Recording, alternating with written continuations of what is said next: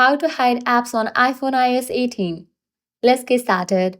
The process is really simple and quick. Head towards the app that you want to hide. Let me hide Google. Press and hold on the app. Different options will appear. Click on the option of Require Passcode.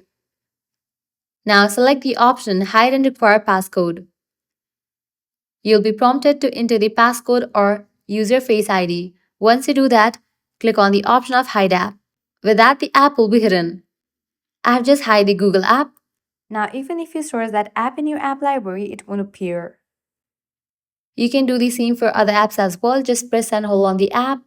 Click on Require Passcode. Click on Hide and Require Passcode. Type in your passcode or use your Face ID. Click on Hide App. The app will be hidden. So this way you can easily hide apps on iPhone iOS 18.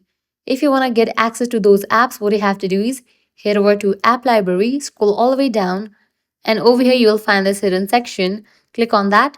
You'll be prompted to enter your phone's passcode or use your Face ID. After you do that, you'll get access to those apps that you have hidden. So that's a wrap for this video. If this guide was helpful, do not forget to like, share, and subscribe to our channel. Thanks for watching.